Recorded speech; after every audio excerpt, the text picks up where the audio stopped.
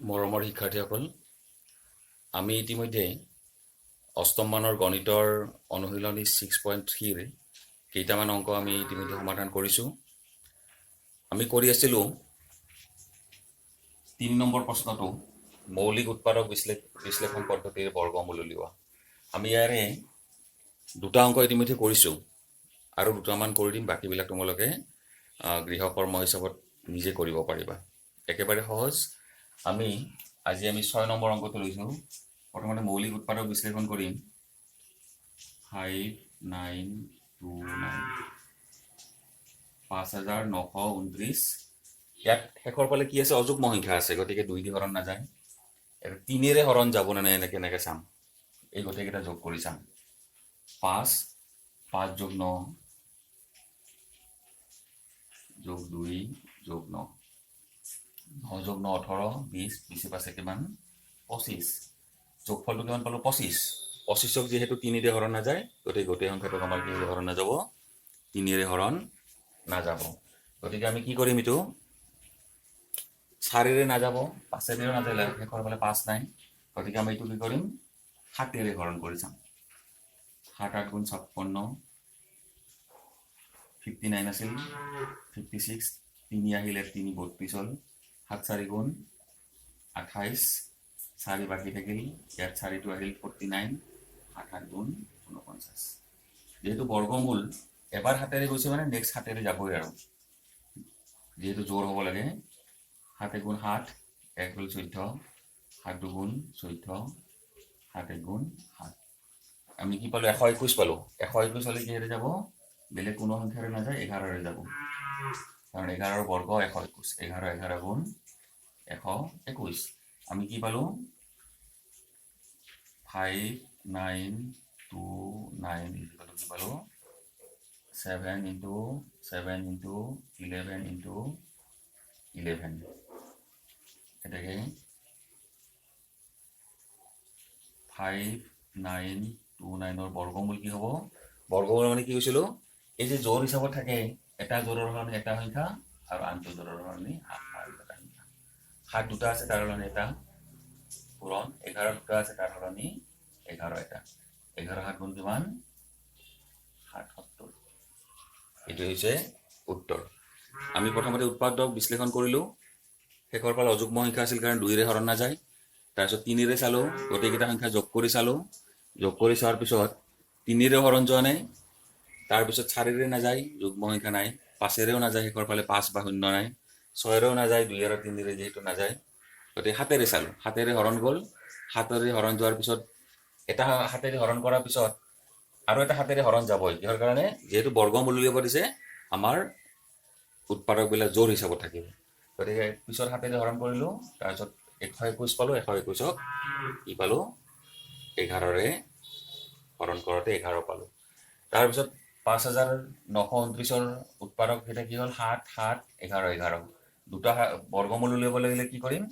দুটা 7ৰ সলনি এটা 7 আৰু দুটা 11ৰ সলনি এটা 11। 7 পূৰণ 11 77। এতিয়া আমি আৰু এটা অংক কৰি চাওঁ। মৌলিক উৎপাদক বিশ্লেষণ পদ্ধতি। প্ৰথমতে আমি সংখ্যাটোৰ মৌলিক উৎপাদক বিশ্লেষণ কৰি চাম, আৰু মৌলিক উৎপাদক বিশ্লেষণ কৰাৰ পিছত আমি জোৰ হিচাপত কৰি ল'ম। সেই বৰ্গমূল মানে কি? এজোৰৰ সলনি এটা সংখ্যা। যদি 2 দুটা থাকে, দুটা 2ৰ সলনি এটা 2 হ'ব। 2 5টা থাকিলে 4টা থাকিলে 2টা হ'ব।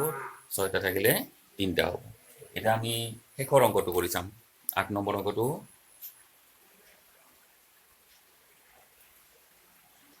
বাকীবিলাক তোমালোকে নিজে ঘৰতে কৰিবা। 4 2 2 5। গোটেইকেইবিলাক অংক মই কৰি দিয়া নাই এইকাৰণে, যদি মই গোটেইবিলাক কৰি দিওঁ তোমালোকৰ অনুশীলনটো কম হ'ব। গতিকে মই কৰি দিয়া কেইটাতো অনুশীলন কৰিবাই। মই যিকেইটা কৰি দিছোঁ সেইকেইটাতো অনুশীলন কৰিবাই। আৰু যিকেইটা বাকী থাকিল, এটা নম্বৰৰ 8টা অংক মই 4টা কৰিলোঁ, আৰু 4টা বাকী থাকিল, সেই 4টা তোমালোকে নিজে কৰি চাবা। আৰু যদি কিবা অসুবিধা হয় হোৱাটছআপ যোগে মোক সুধিলেই হ'ল, পিছত গম পাবা। কি আছে এইটো? 4 2 2 5। 4 2 4225। শেষৰ ফালে 5 আছে, নিশ্চিতভাৱে 5ৰে হৰণ যাব। 5 8 গুণ 40, 2 রুল 22, 5 4 গুণ 20, 2 রুল 25, 5 5 গুণ 25। এটা পাঁচেৰে হৰণ কৰিছে মানে আৰু এটা পাঁচেৰে হৰণ যাব। 5 1 গুণ 5, 5 1 গুণ 5, 3 বাকি থাকিল 34, 5 6 গুণ 30, 4 বাকি থাকিল যিনি কি হ'ব 45, 5 9 গুণ 45, 169। এই সংখ্যাটোক মাত্ৰ 13ৰে হৰণ যায়। 13 13 গুণ 169, 4 2 2 5 এইটো কি পালো 5 into 5 into 13 into 13 এটাকে 4 2 2 5 ৰ বৰ্গমূল কিমান হ'ব? এই জোৰ দুটাৰ হলনি এটা 5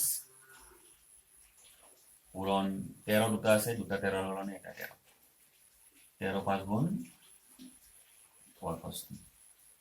এইটোৱে হ'ল আমাৰ উত্তৰ। এতিয়া আমাৰ 3 নম্বৰৰ আমি 4টা অংক কৰিলো আৰু বাকি 4টা তোমালোকে ঘৰ নিজে কৰি চাবা।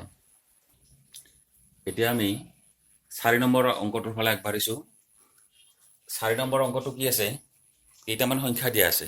সেই সংখ্যা কেইটা কিন্তু পূৰ্ণবৰ্গ সংখ্যা নহয়, কিন্তু আমাক কৈছে কি তাত আটাইতকৈ সৰু কি সংখ্যাৰে পূৰণ কৰিলে পূৰ্ণবৰ্গ হ'ব। সেই সংখ্যাটো কিবা সংখ্যাৰে পূৰণ কৰিব লাগিব।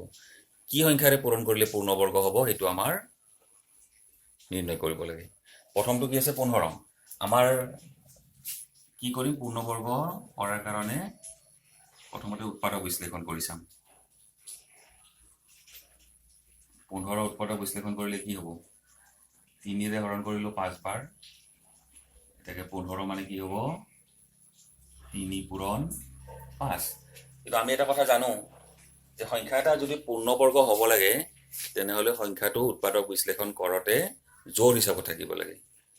একে সংখ্যা দুটা দুটা কমেও থাকিব লাগে। কিন্তু আমাৰ ইয়াত কি আছে 3 এটা আছে 5 এটা আছে, 3 আৰু 5 দুটা জোৰ হিচাপত নাই।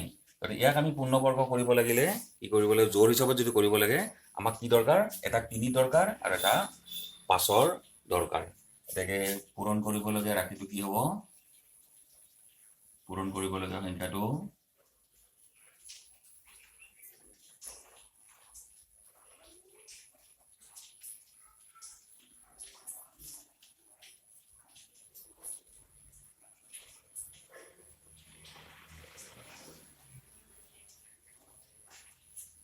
তিনি এটা আছে, গতিকে আমাক আৰু এটা 3 দৰকাৰ। 5 এটা আছে আৰু এটা 5 দৰকাৰ। 5 3 গুণ কিমান? 15। তাৰমানে 15 লগত আৰু 15 পূৰণ কৰিলে সংখ্যাটো কি হ'ব? পূৰ্ণবৰ্গ হ'ব।